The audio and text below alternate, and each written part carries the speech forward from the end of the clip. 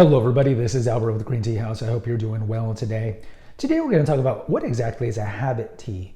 Now before we begin, if you haven't done so already, please come visit Casey and I at the tea store. Also subscribe and hit the notification bell so these episodes come fresh to you, and post a comment.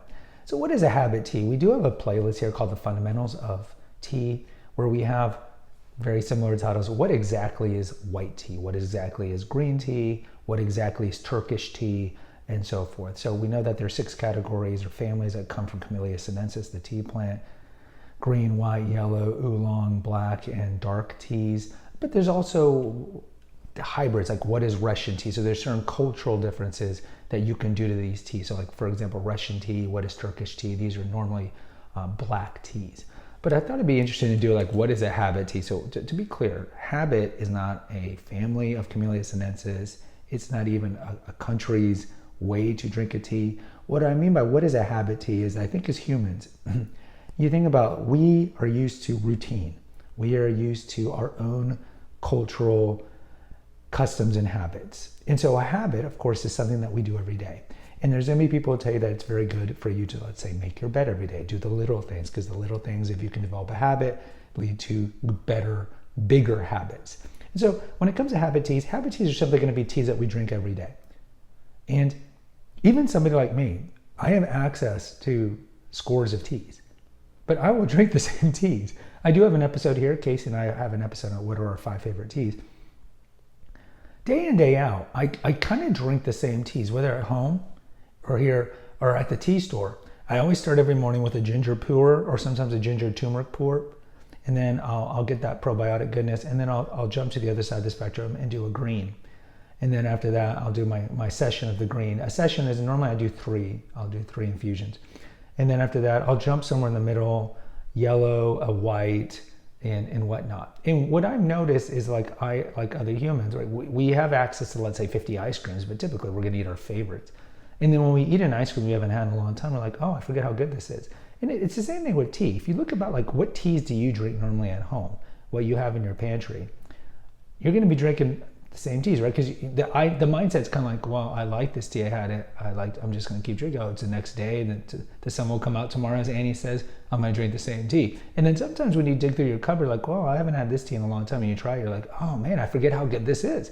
And it's kind of the same thing. That's the kind of the antidote to the habit tea.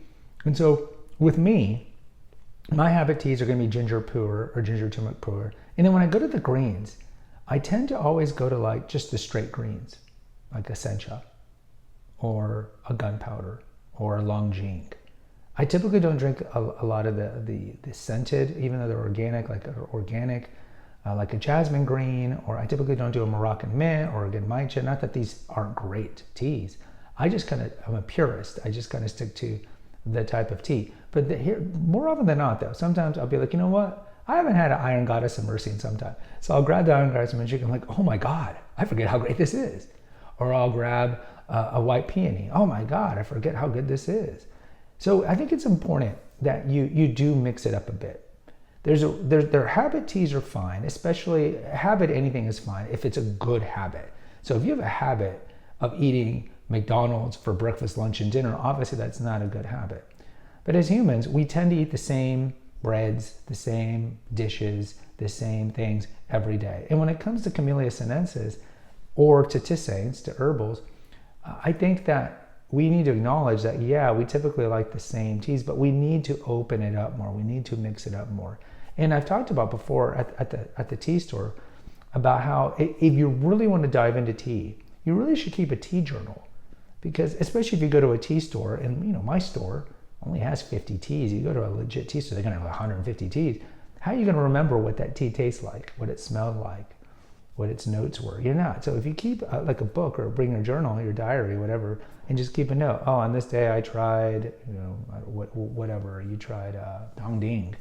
It tasted like this. Here's my opinion of it. Then next time you come, you'll remember what you had, and you'll try something different. And I think that the best thing is just try a wide variety of things, so you can kind of get a fuller appreciation of Camellia sinensis, and you can kind of figure out what you like, and then kind of maybe dive more into that family of tea, whether it be green or oolong or whatever it is, dark teas. But I think we also have to remember with habit teas that It is good to have a habit, especially if the habit is something that's healthy. My habit is I go ginger pour, ginger turmeric pour, because those three things, let's say ginger, turmeric pour, all three are exceedingly healthy for you. And then when I do the green, I go to the green and get the purest green like Kyokuro or something like Sencha, because greens have the highest amount of antioxidants. So these are good habits to have. But at the same time, we want to break out of those habits, and here and there, just grab that tea from your pantry that maybe, or your herbal that you haven't had in a long time, and try it. And then you'll remember, oh my God, this is so good. So habit teas are good, but also we need to mix it up and try to taste as many new things as we can. Because there's the old saying, is like, how do you know vanilla ice cream is your favorite ice cream if you've only had 2 ice creams in your whole life? Guys, post in the comments. I'd love to hear from you. What is your habit teas? Until next time, take care and God bless.